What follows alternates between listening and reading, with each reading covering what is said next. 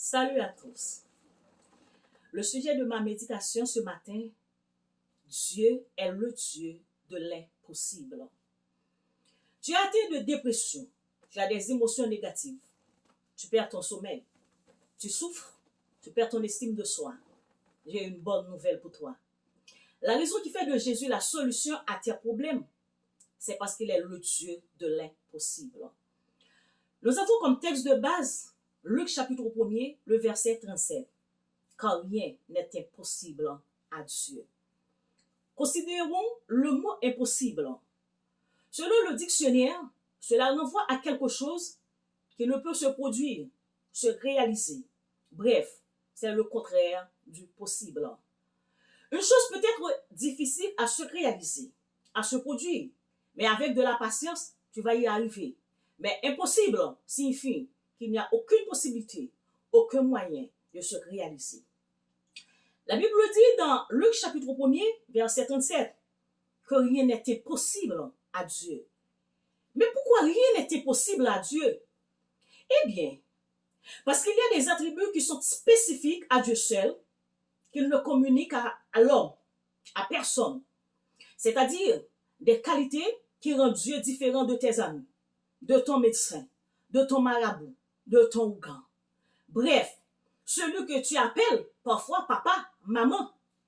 Parmi ces qualités-là, je vais te citer deux pour aujourd'hui qui font de Dieu le Dieu de l'impossible. Une première qualité est que Dieu est infini. Hébreux chapitre 1er, le verset 10 et 12, nous dit: Toi, Seigneur, tu as au commencement fondé la terre et les cieux sont l'ouvrage de tes mains. Ils périront, mais tu subsistes.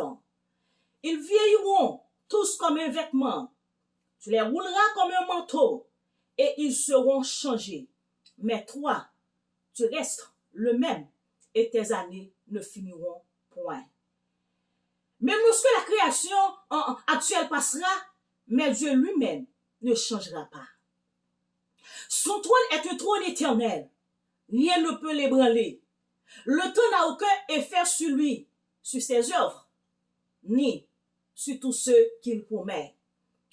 Dieu n'a jamais parlé dans le vide. Lorsqu'il parle, les choses s'accomplissent toujours.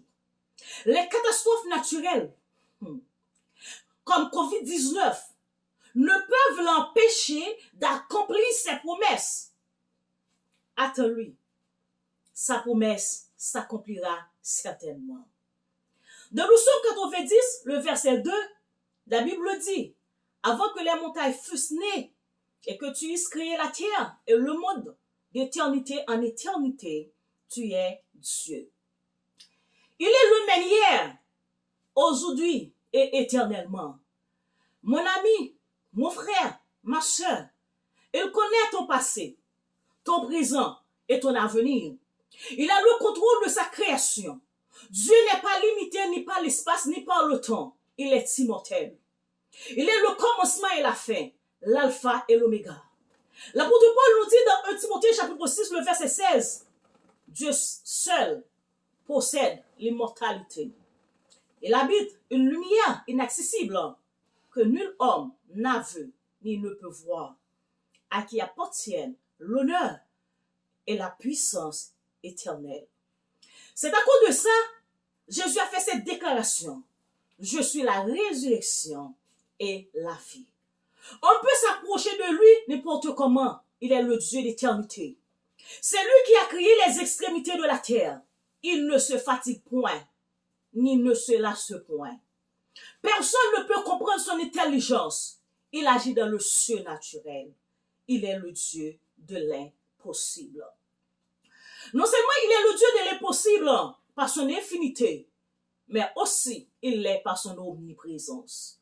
Il est omniprésent, c'est-à-dire il est partout présent. Actes chapitre 7, le verset 48, mais le Dieu très haut n'habite pas dans ce qui est fait de main d'homme. Comme dit le prophète, le ciel est mon trône et la terre mon marchepied. Quelle maison me bâtirez-vous, dit le Seigneur? Ou quel sera le lieu de mon repos? Bien peut-être, Tu dis, et les églises, les temples? Non, ils sont un endroit d'adoration et de prière, mais ce n'est pas la maison de Dieu.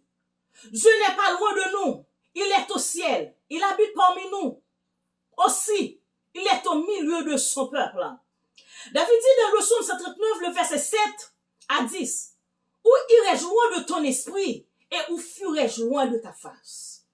Si je monte aux cieux, tu y es. Si je me couche au séjour des morts, tu vois là. Si je prends les ailes de l'aurore et que j'ai habité à l'extrémité de la mer, là aussi ta main me conduira et ta droite me saisira. Bien-aimé, notre Seigneur est partout présent. Il est toujours présent pour bénir, délivrer ceux qui le craignent. L'ange de l'Éternel campe autour de ceux qui le craignent pour les arracher au danger. C'est la raison pour laquelle le royaume de Dieu est là d'une façon mystérieuse, non pas dans sa forme physique. Parce que notre Dieu est omniprésent. Il est là avec nous. Il n'intervient pas là où son règne n'est pas reconnu et célébré. Il se tient loin des incrédules, loin de ceux qui méprisent sa parole. Dieu est tout près de nous. Il n'est pas loin. Ce sont tes péchés, ta méchanceté, tes actions qui te séparent de lui. Tu dois faire comme le brigand à la croix, te tourner vers lui et dire lui, aie pitié de toi. Je suis abandonné et méprisé. Dis-moi de ma détresse, de ma prison. Il dit dans Jérémie chapitre 29, le verset 13, vous me chercherez et vous me trouverez. Si vous me cherchez de tout votre cœur, j'aimerais te dire que Dieu est le Dieu de l'impossible. Dieu est partout présent. Il est un Dieu de près et de loin. Il est celui qui remplit le ciel et la terre. De Roi 6, le verset 8 à 11.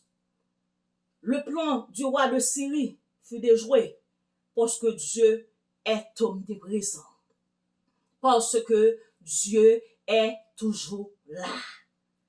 Amen. Dieu est toujours là pour épargner les siens. Le Saint-Esprit nous rapporte les complots que les méchants préparent dans leur chambre. Et notre maison est entourée des chevaux et des chars de feu. La présence de Dieu est là. J'ai toujours dit que Satan n'est pas omniprésent. Il agit par réseau. Et c'est toujours dans le monde du vaudou, si j'avais été là, cela ne serait pas arrivé.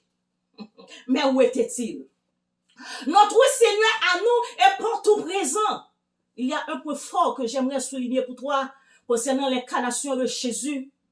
Il s'était fait homme pour qu'il puisse nous comprendre dans nos douleurs et éprouver de la compassion pour nous. Cela nous encourage à nous approcher de lui par la prière. Alléluia. De nous approcher de lui par la prière. Toi qui es croyant, il est important de te rappeler cette parole. Ton assurance est dans la parole de Dieu. Celui qui demeure sous l'abri du Très-Haut repose à l'ombre du Tout-Puissant. Quelle que soit ta maladie, il est le médecin des médecins.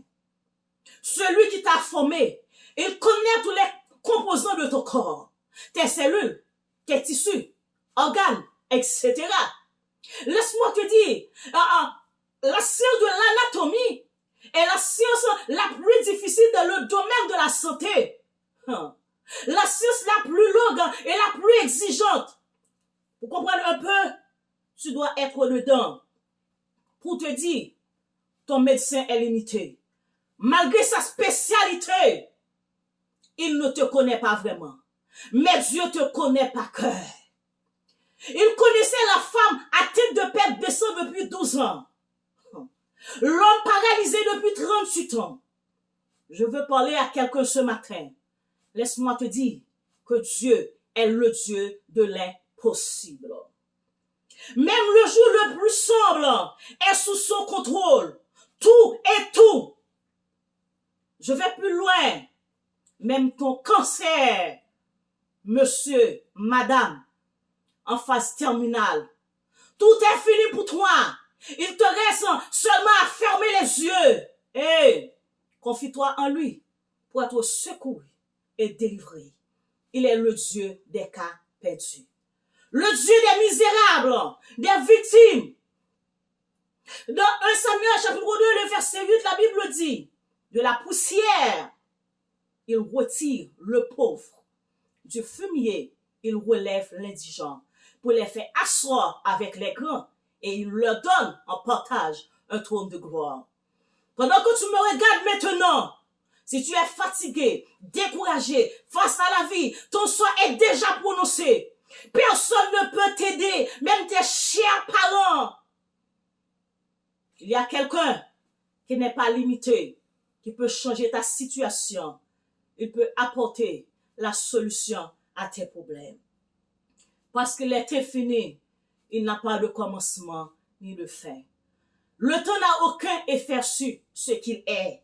C'est lui qui a créé le temps. Il est au ciel et il a la pleine capacité d'intervenir dans sa création. Et encore, il est omniprésent, il est partout et remplit les cieux et la terre. Il n'est pas limité ni par l'espace, ni par le temps. Je veux te dire, le Dieu de l'impossible s'intéresse à toi. Il se souvient de toi. Est-ce que tu veux saisir cette occasion en or et infaillible? Viens déposer maintenant tes fardeaux à ses pieds et il prendra soin de toi. Dans une prochaine vidéo, nous te donnons la suite de cette méditation. Reste béni, Jésus t'aime.